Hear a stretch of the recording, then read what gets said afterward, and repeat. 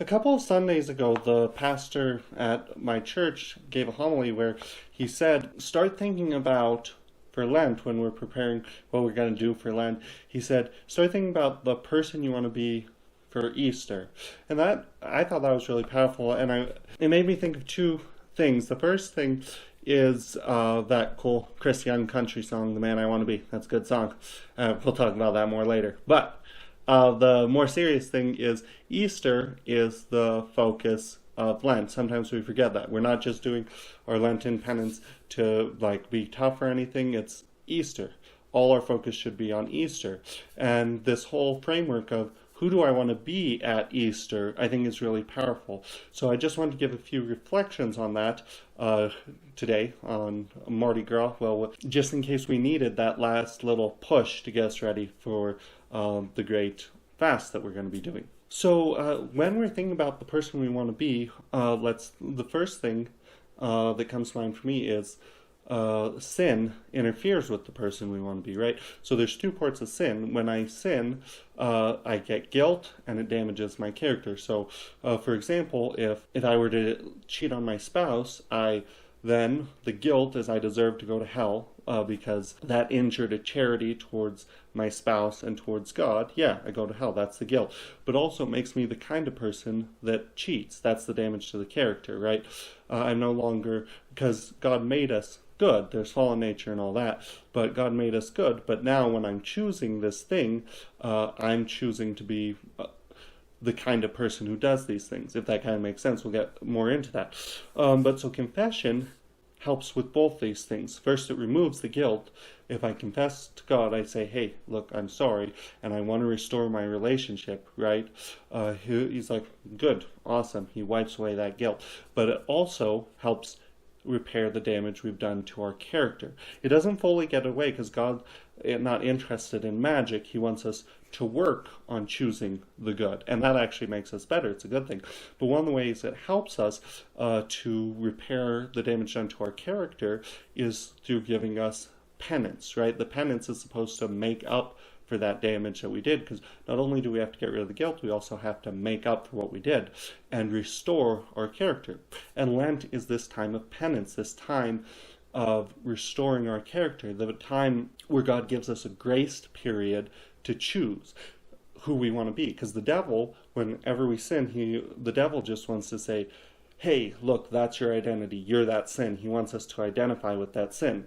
He wants us to say, hey, you're just a cheater, you're just a violent person, you're just whatever kind of sin that we might have. The devil wants us to identify with that, because then we're going to defend that sin when we're defending ourselves. But so we can choose identifying with that sin, but we shouldn't, right? Lent is a time where we show, hey, no, I'm choosing God. I want to be this Christ-like person. I want to return to my baptismal vows, right? In Easter, we're all going to renew our baptismal promises, where we say, the devil has nothing to do with my life. Sin, I don't want to have anything to do with my life. And that's so important. So how can we choose that? How can we choose to follow God more closely, to be Christ? The person we want to be in Easter should be more specific to us too, but really the person we want to be is Alter Christus. We want to be other Christ. That's who we want to be in Easter. So the church gives us three things that every single one of us is called to do during Lent. That's prayer, fasting, and almsgiving. And I want to take these kind of backwards, because I've had these reflections from people asking me about these, and from readings I've been doing that I think will really help me to have a more fruitful Lent, and hopefully they could help you too. So first, almsgiving. What's almsgiving? That's when we give of our time, talent, or treasure to a brother or sister in need, right? That's basically what it is. I have something that somebody else needs, and I'm going to give of that.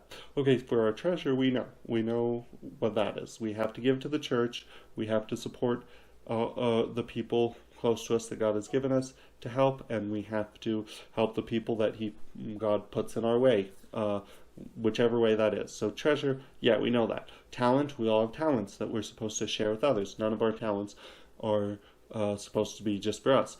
But the thing I really wanted to focus on for this reflection is our time. So we're supposed to give our time, of course, to the church. and to charitable things. If you're not doing that, start doing that this Lent. But more important that I want us to think about is giving your time, and my time, this is a reflection that I'm having for me too, is giving your time to the domestic church, the family.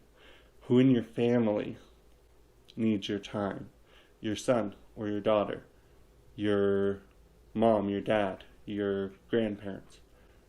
Who is it that you haven't seen or haven't seen enough? Who is alone? Who just wants you to share yourself with them? We want Christ to share himself with us. That's what heaven is. That's the whole point of everything we're doing. Well, we can't ask. St. Peter Christologist says, God, it's a mockery to ask for something that you won't give to somebody else. And that's really in his Lenten reflections.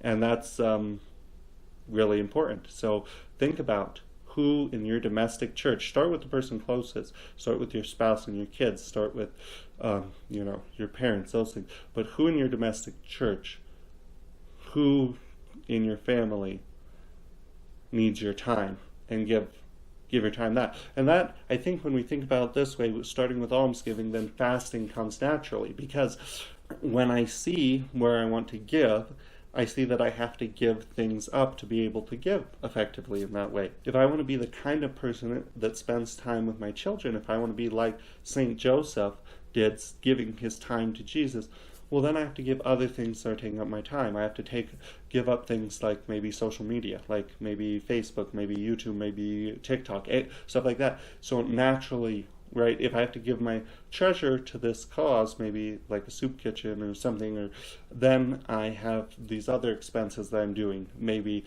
where I'm eating at fast food more often. Maybe I say, okay, I'm giving that up. See how almsgiving naturally flows to fasting. I was talking to some of the parents of my students that I teach religious ed to. We were talking about we should give up for fasting, we should try to give up at least one bad habit we have and not take that up again during Easter, right? If there's something bad that's injuring our character, that's actually a bad thing, give that up. But for fasting, we should also try to give up one good thing that we're just giving up for love of God. This is a good thing. Like traditionally when Christians would give up meat. Meat is a good thing. We're not all called to be vegetarians. But they say that this is this really good thing that God's given me, but I don't need it, so I'm giving it up for love of God. So think about that. For fasting, we should give up at least one bad thing and at least one good thing. And the good thing we should take up again during Easter. And all this leads to prayer. And actually that Chris Young song again, because this might sound silly, but when I was reflecting on this, in the Chris Young song, The Man I Want to Be, he says, God, I'm asking you to come change me to the man I want to be. And that's what we need. We need to ask God, because God wants us to do all this work and stuff, but it's God who changes us into the person he wants us to be, and ultimately the person we want to be. So if you're doing all this, but you're not asking God, then all this is just silliness and pointless. So you have to say, I'm going to spend these times in prayer, and I'm going to ask God for these things that I want, these changes I want, this person I want to be. So I hope those reflections are helpful on prayer, fasting, and almsgiving. Last thing I want to say is I'm challenging you and I'm challenging myself to commit to the penances we're doing in Lent. And I found what's really helpful in committing is, first of all, be specific. I think we all know that. If we're just doing general stuff, that's difficult. We should just give up, see opportunities to give up stuff or do penance during Lent that we could have planned for and take those. Yeah, that's good. But we should have specific, these are things. And what helps me is to have some way to be accountable for it, not just to myself, because I'm very forgiving. I think most people are very forgiving to ourselves. Oh, I couldn't have done that. So one thing that I do for accountability is I write it all down and I put it on the nightstand, and in the morning I look, okay, these are the things I'm trying to do, and in the evening I look and say, did I do that, did I not? And also I go over what I'm doing with my wife. You should have somebody that that can help you with this. Maybe it's not your spouse, maybe it's somebody else, but it's sometimes good, I think often good, to discuss what you're doing with somebody else that can check your progress. I hope you all have a blessed and holy Lent, and I hope we all grow more towards Christ this Lent, and in Easter we can have a joyful Easter.